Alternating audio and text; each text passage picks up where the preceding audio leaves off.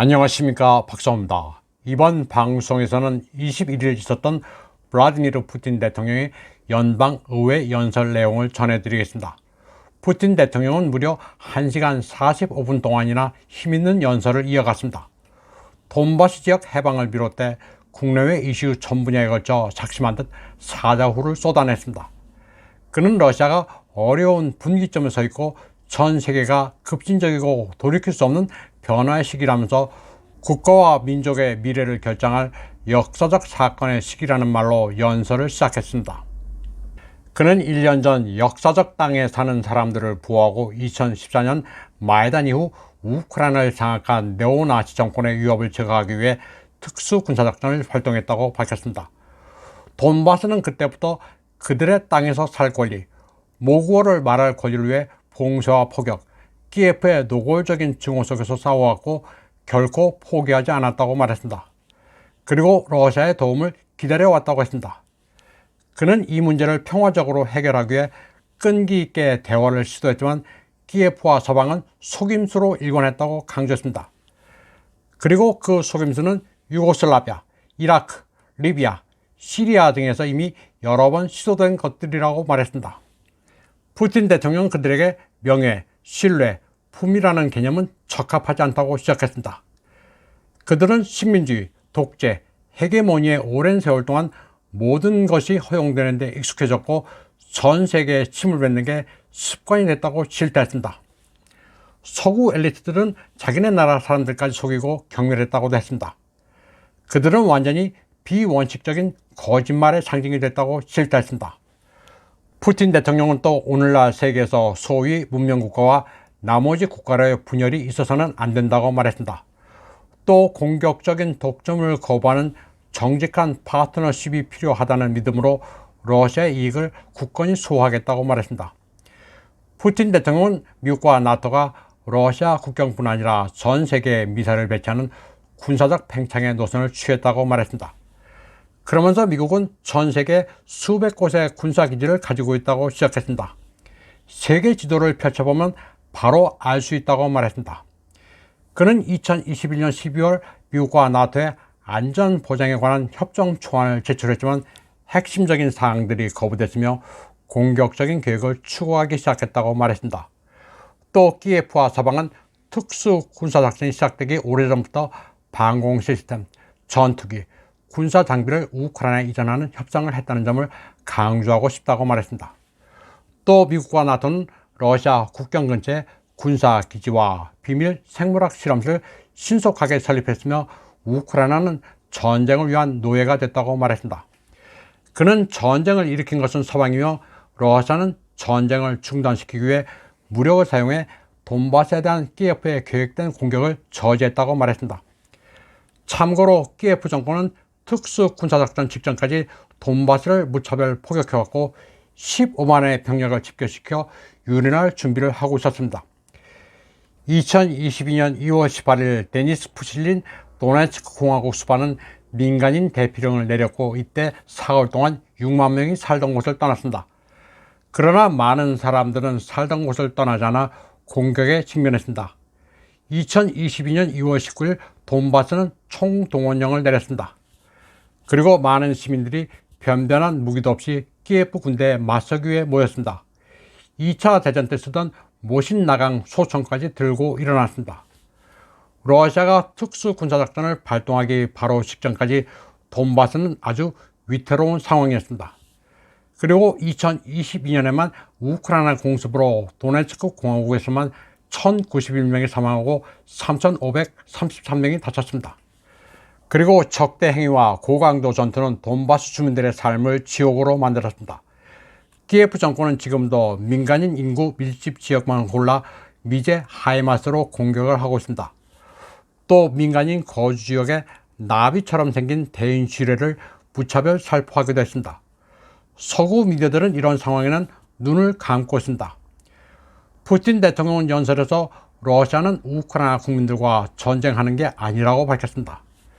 우크라이나 국민은 키예프 정권과 이를 정치적, 군사적, 경제적으로 지탱하는 서방의 지배자에게 인질로 잡혀있다고 말했습니다. 그러면서 그들이 전장에서 러시아를 패배시키는 게 불가능해 점점 더 공격적인 정보 공격을 수행한다고 말했습니다. 그들은 계속 거짓말을 하고 있으며 우크라이나의 네오나치들은 자신들의 정체성을 이제 더 이상 숨기지도 않는다고 말했습니다. 푸틴 대통령은 서구에서 목격된 타락으로부터 아이들을 보호하겠다고도 약속했습니다. 서구는 자기네들 원하는 대로 타락할 수 있지만 러시아는 그러지 않겠다고 말했습니다. 그는 결혼이라는 것은 한 남성과 여성의 결합이고 이는 바이블에 쓰여 있다고 강조했습니다. 그러면서 서방은 가족 문화, 국가 정체성 파괴로 나아가고 있다면서 변태, 아동학대, 심지어는 소아성애를 삶의 표준으로 선언했다고 말했습니다. 또 서구에서 사제들은 동성 결혼을 축복해야 한다고도 지적했습니다. 또 영국에서 하나님을 표현하는 성중립 대명사 도입을 고려하는 해교환 계획도 언급했습니다. 참고로 말씀드리면 영국 교회에서는 Almighty Father, 전지전능한 아버지라는 표현은 잘못된 거다. Our parent in heaven, 하늘에 계신 부모로 바꿔야 한다는 소리가 나오고 있습니다. 푸틴 대통령은 서구의 대러시아 제재는 러시아 국민을 고통스럽게 하고 사회를 불안정하게 하려는 수단으로 정당화될 수 없다고 말했습니다.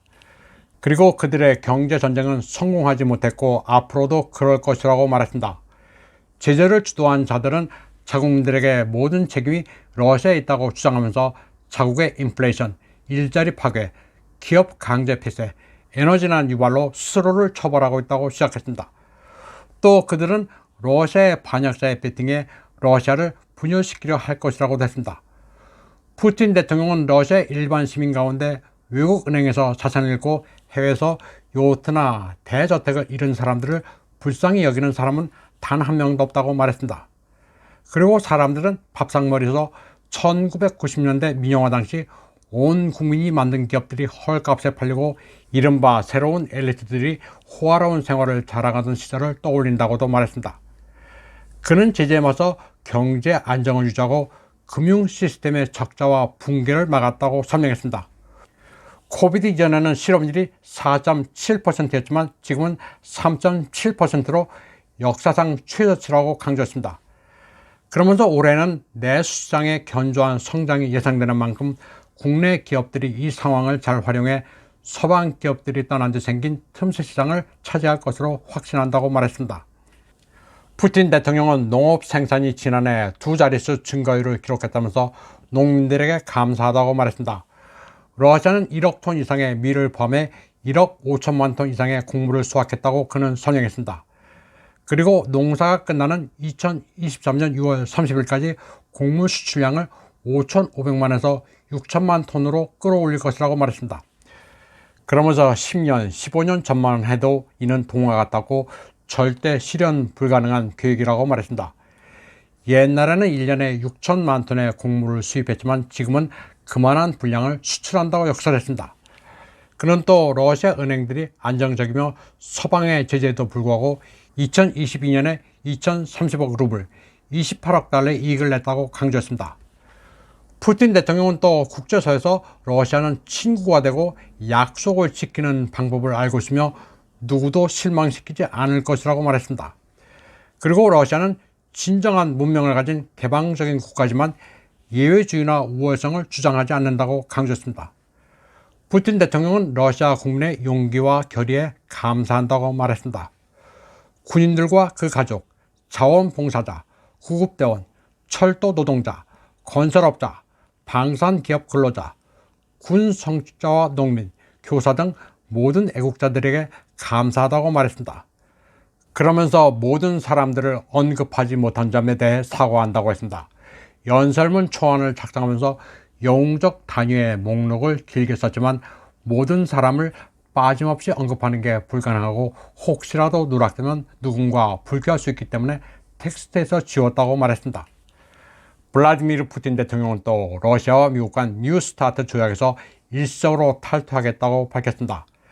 그는 이 조약이 러미 두 나라가 서로를 적으로 인식하지 않던 시기에 작성된 것이라면서 탈퇴 이유를 밝혔습니다. 서방은 러시아의 핵시설 사찰을 요구하면서도 그들 시설에 대한 러시아의 사찰은 체계적으로 거부하고 있습니다.